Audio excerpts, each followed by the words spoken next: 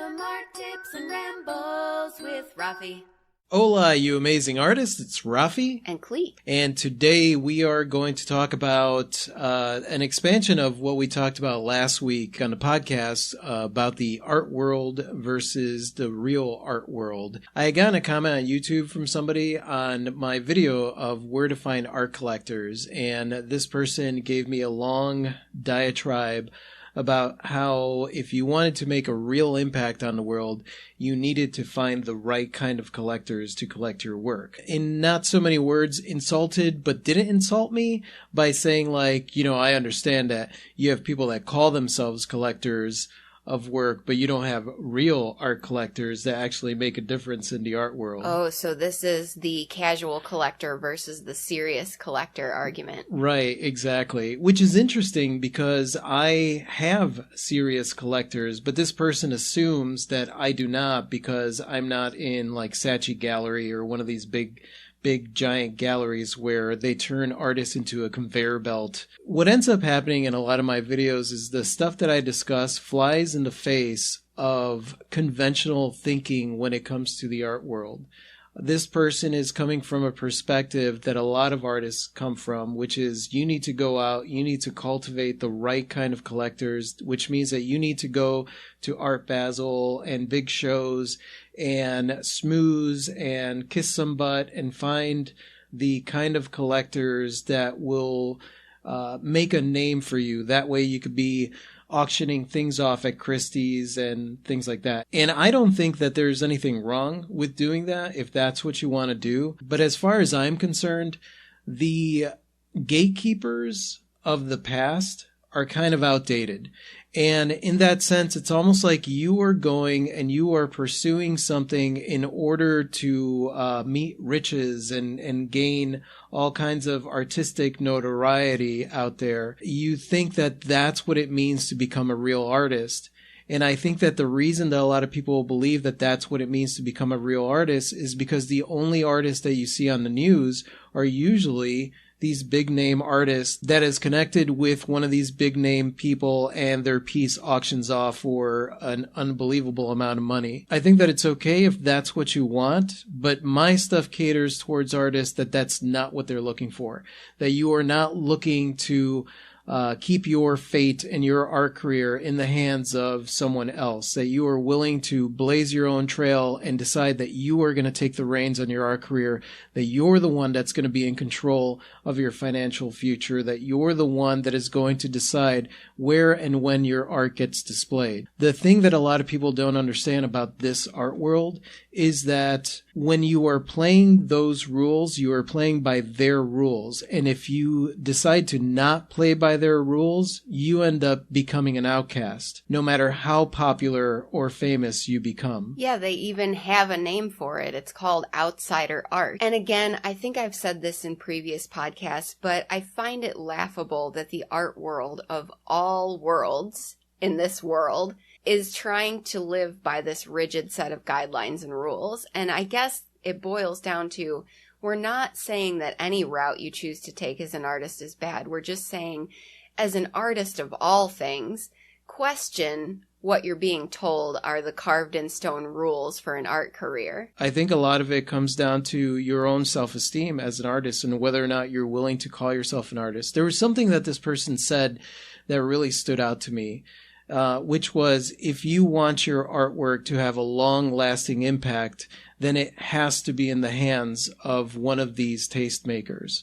I think the problem is there is a lot of news out there as far as the art market is, but when it comes to artists and looking at that dream of becoming a big-name artist out there in that art commodities market, that they don't think of what it actually entails and how much they'll lose their creative freedom. I don't think they think about that. Do you remember the name Alexandra Nichita? No, I can't say I do. Alexandra Nichita was an 11-year-old artist back in the 90s who sold paintings for $100,000, right? Interesting. Yeah, she came out on Oprah. She did these abstract paintings, and there was this big hullabaloo around her after having experienced that art market, that thing. She said that there was this love of painting that she had as a child, that she was kind of born with that wanting to paint. And that was her shtick, obviously, back then. And a lot of the big name galleries jumped on that, and they ended up making her career into what happens to a lot of these artists, which is you become a conveyor belt to supply artwork to all of these galleries. It has to be a specific style of artwork, and it needs to go out. And instead of like creating artwork because that is what you want to create, or you want to switch up your style, or you want to do something else, basically they become your manager and tell you exactly when and where to perform, when and where to create.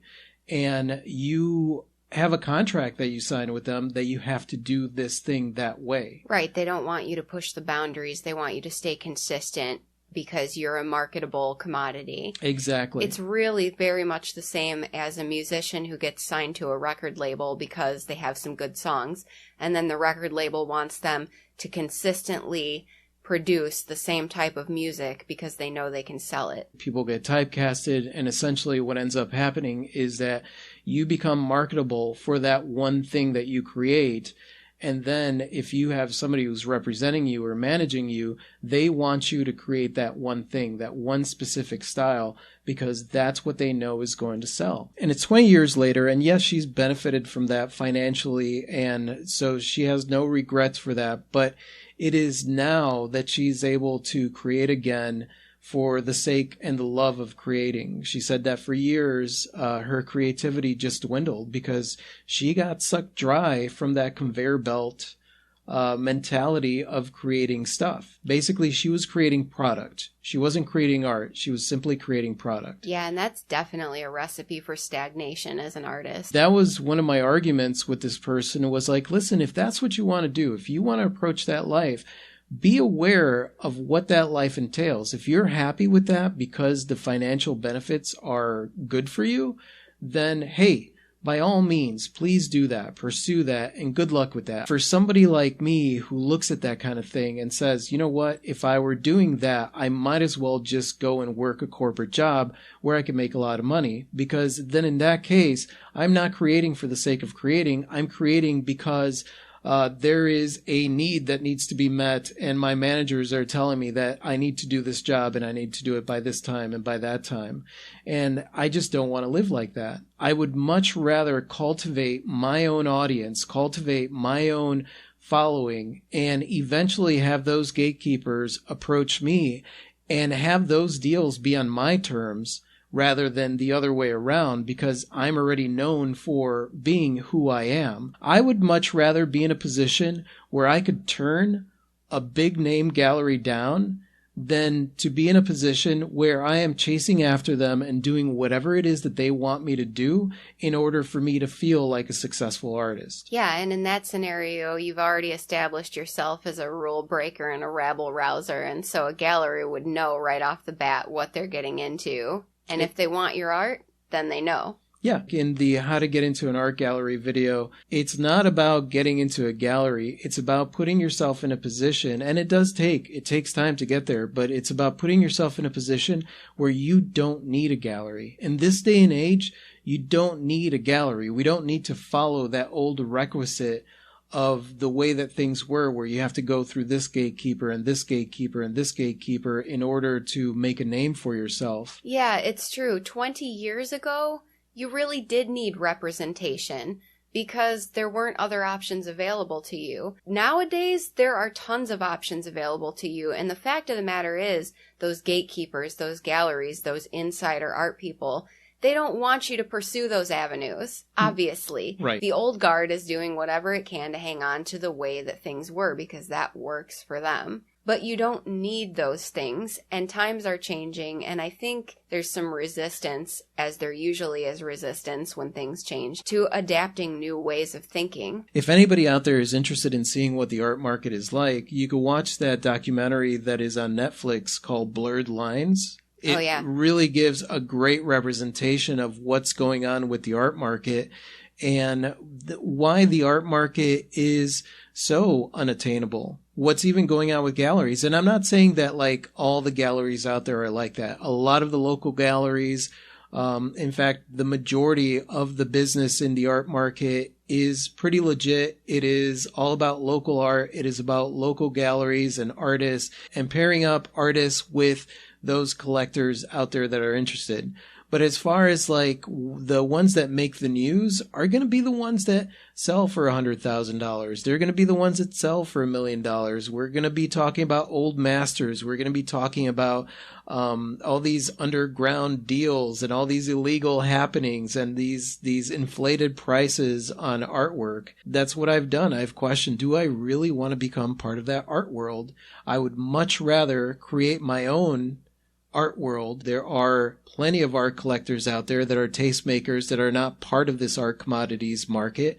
There are plenty of art collectors out there that have never collected art and are collecting art for the first time. I'd like to address the topic of the serious collector versus the illegitimate art collector. Yeah, I'm not really sure what he was getting at. I think it was just a jab at me saying like, well, I'm pretty sure the comment was something like, I'm pretty sure that none of your so-called collectors are genuine art collectors. Okay, so the genuine art collector. Here's the flaw in that thinking. If your art were to gain global notoriety on a large scale, either during your lifetime or after you pass, all of a sudden your illegitimate art collectors are now tastemakers. Exactly. And they were visionaries because they saw your talent before everyone else did. And then those people will be lauded for their forethought and their jumping on before everyone else. Exactly. I mean, and there are stories of that in the art world. You've got the Vogels that collected who knows how many millions of dollars worth of artwork, and they were not considered tastemakers, yet every single event that there was, they went to those events because they had such a huge collection. It didn't matter. They weren't these people that were exclusive in the art world. They were people that just collected art because they liked it and they thought it was beautiful. In fact, he would go and visit studios and he'd see like a scrap of something on the floor that the artist had used in creating something, and he would say, how much do you want for that? I love the story of the Vogels, and I was going to bring them up too because they were not part of the in crowd in the beginning. They were not buying paintings for financial reasons. They were not wealthy, and they were not affluent people. They just bought paintings because they liked them, and they amassed one of the largest, most important art collections that we know of today. That's where that comment really bothered me because I love my collectors. I absolutely adore my collectors, and I feel like most of my collectors are tastemakers within their own specific region. This person made it seem like they were not important, and that was my response to his comment. It's like, listen, I don't value one human over another human. I value all humans, and especially if they're collecting my artwork, then they are deep in my heart. I am not going to chase after someone to collect my artwork simply because I think that they have more value than someone else. That's bullshit. That's what sat with me really, really wrong about that statement. But it also made me realize that that's kind of the way that a lot of artists see the art world. Dollar signs. Yeah, dollar signs. They're looking at dollar signs over a specific person, and this person is the person that I got to get my artwork in front of, and this is the person that I got to get my artwork in front of so that I can have more opportunity. Instead of it just being about sharing your art and communicating your voice out into the world and really cherishing anybody that is listening and looking at your art and becoming a collector or becoming a follower, that gets lost in that. It's all about the dollar signs. And honestly, in my mind, it's like, okay, well, that's fine. You do what you got to do, but you're kind of like a chaser of tastemakers. That's what you become. Yeah, in that realm, your goal is to become a commodity.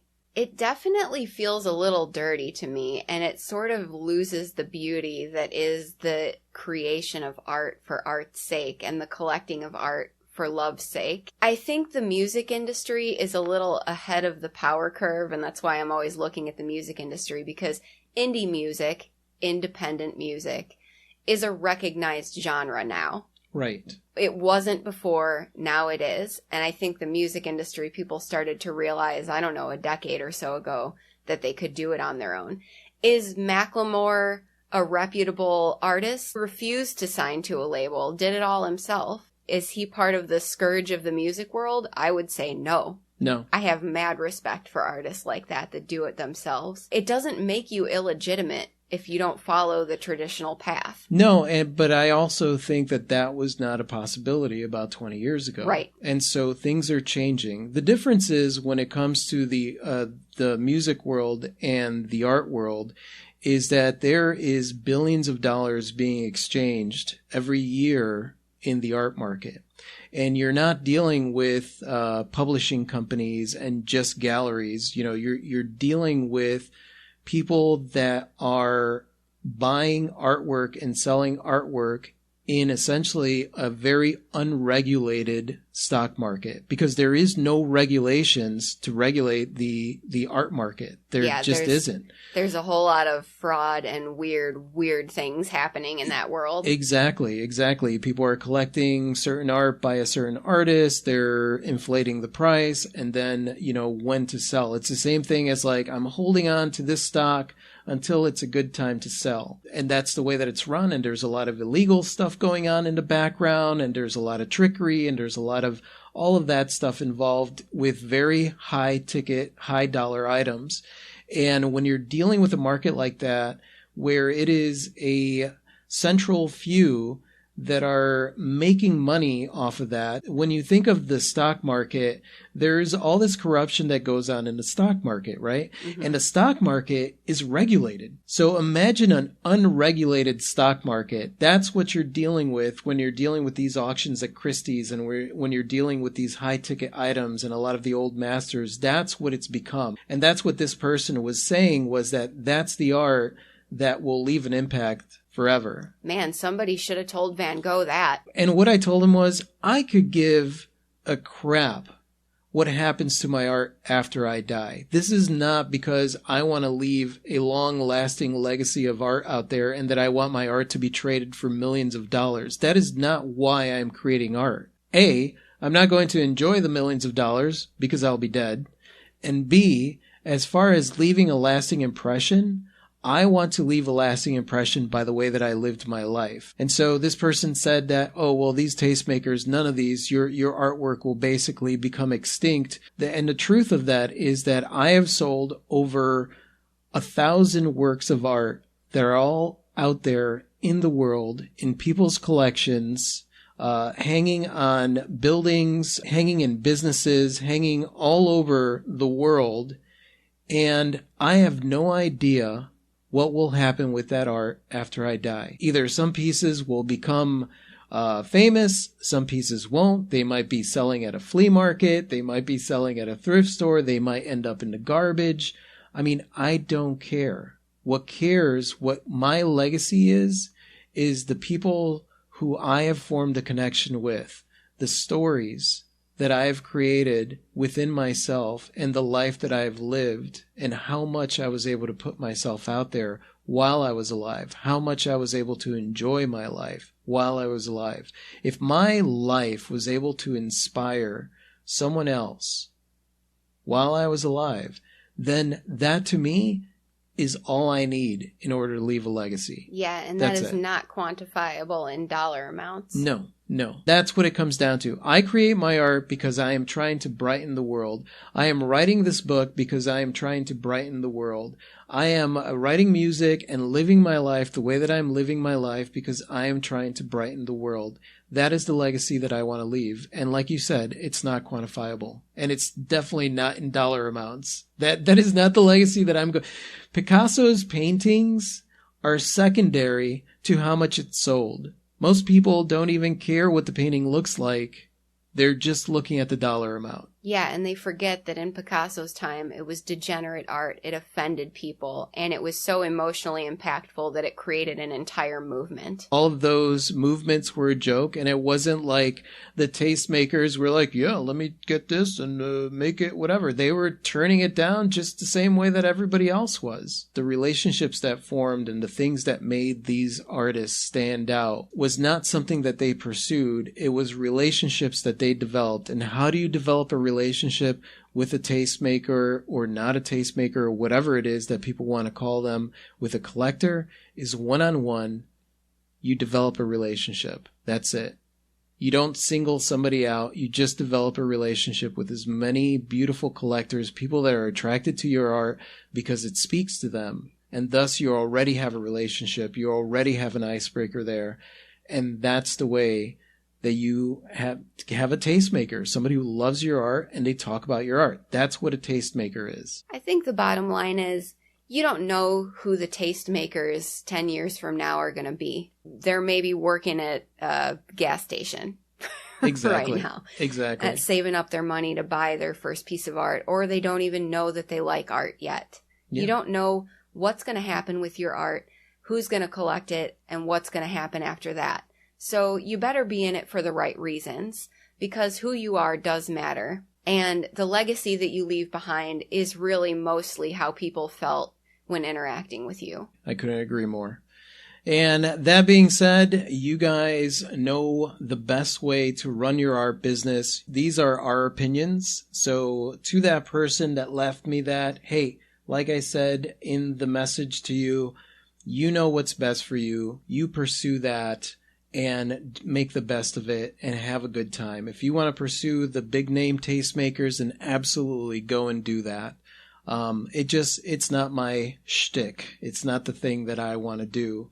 And I've put a lot of thought into it. All right, and that's it. And tomorrow we'll be posting a video on YouTube where I'll be talking about one of the chapters in the book that correlates with one of the questions that we got. So cool. And thank you so much for listening, you guys. You guys are absolutely freaking amazing. I totally adore you. We adore you. Yes, we do. Basically, this is just Clea and I sitting down, having some coffee, having a conversation about what's going on in the art world or what's going on within our art world and careers. So, yeah, we want to share that with you. And that way you could join us for coffee every Monday afternoon. And that's it for now. We'll talk to you next Monday. Adios. Good day.